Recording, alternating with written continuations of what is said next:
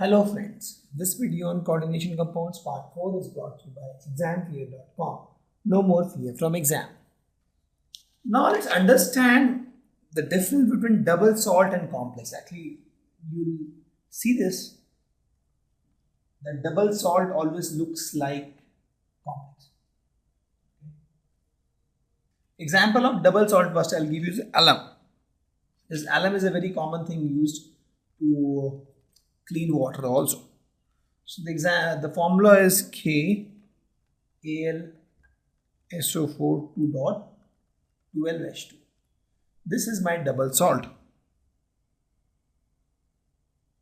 Okay. So, and if you talk about a typical complex,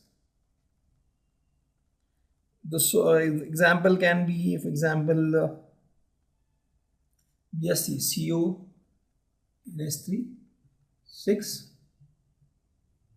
3 plus. Okay.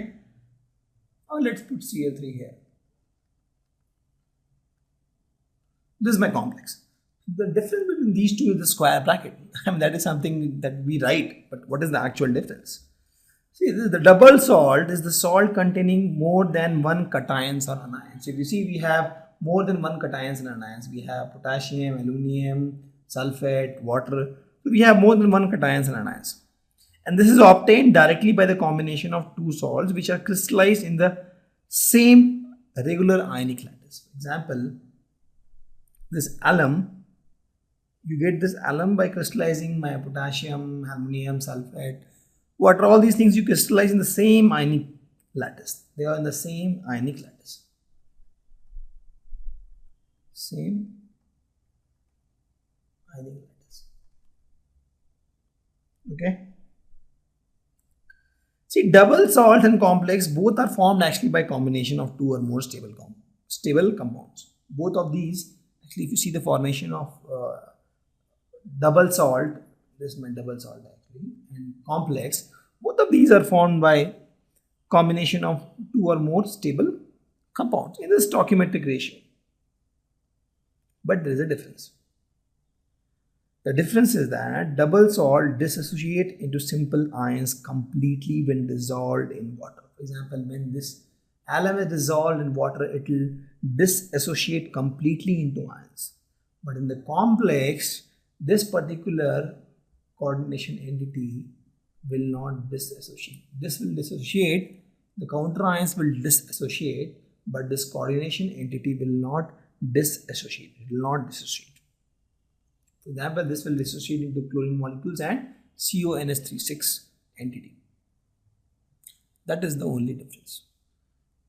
In case of normal salt, double salt, let me write here. Double salt dissociate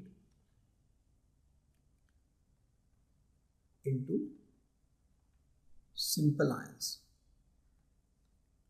completely when dissolved in water.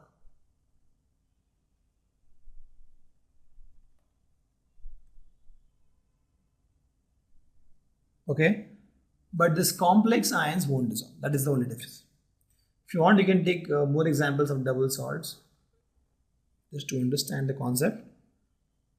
Carbonate, it is KCl MgCl2 6H2. This is also a double salt. It will dissolve completely in water. More salt is also example of double salt. That is nothing but FeSO4. It has ammonia molecules, it has sulfate, and it has water. This is also example of double salt. So the only difference between double salt and complex, see, the good part about the complex, if you see the way when this was found using experiment also, the key was that this coordination entity does not dissolve, and that is what is making complex different from double salt. And that's why it's called complex. It's complicated. This particular coordination entity will not dissolve in solution. Okay.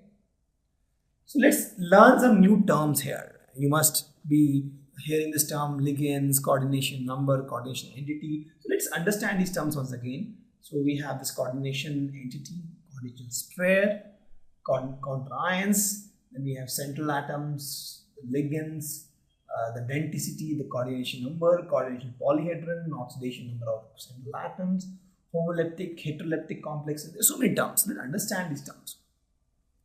The first term is coordination entity. See, coordination entity is the whole, coordination compound. Central atoms bounded to a fixed number of ions or molecules. The whole thing is called coordination entity. Okay, so this will have example I can give you. So in this case, this whole thing is my coordination entity. Central atom bounded to ligands and counter ions. Everything is part of coordination entity, right? So other example can be COCl3, NH3. This is one coordination entity. Or FeCN6,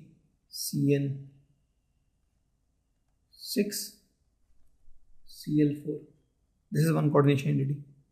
This whole thing is coordination entity. If you write this particular thing which is shown here, this is CONH3, 6, and we have Cl3.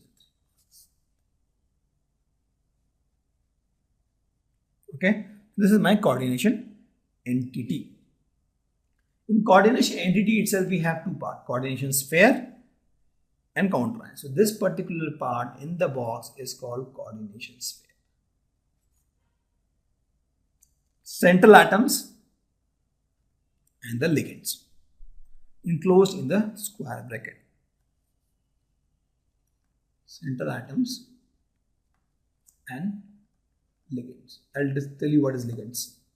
These are ligands closed in square bracket. Okay, and this is called coordination sphere. And please, I have told you this is non-ionizable. This coordination sphere is non-ionizable. Okay, it can be neutral. It can be positive, it can be negative. I'll give you example. For example, FeCO5. This is neutral. FeCN6, 4 minutes. This is negative charge. And this one, what you see is positive charge actually. CONH3, 6, 3 plus. So we have positive charge, we have neutral, and we have negative charge. So the coordination sphere can be positive, negative, or okay. Then we have counter ions. So this thing outside the box is called counter ions. Ions outside. Ions outside square. Right. So coordination entity composed of two things. Right. This whole thing is coordination entity. This part, the square box, is called coordination sphere. This is called counter ion. Okay, and counter ion is ionizable. So we dissolve in water, this chlorine molecules will get ionized. Then we have central atom or ion. So this, in this case, cobalt is the central ion. Why central ion? Because it has oxidation state of +3. Okay, so atom or ion to which a fixed number of ligands are bound in a definite geometrical arrangement around it is called central atoms or ions. Please note that these central atoms or ions are Lewis acid, and these bases are actually, these ligands are Lewis bases. We'll talk about that because these Lewis has lone pair of electrons and then they dimert to the central atoms. We'll talk about that. Just understand, we're talking about the central atoms. Central atoms are Lewis acid because they accept electron from this ligands. Okay, one example: NiCl2, H2O, nickel with a +2 charge. If you see, so nickel 6 ligands are attached. And so nickel here is my central atom or ion. Thank you. Visit examfear.com to watch more videos, attempt free online tests, get free study materials, find tutors and mentors, and much more. Thanks once again.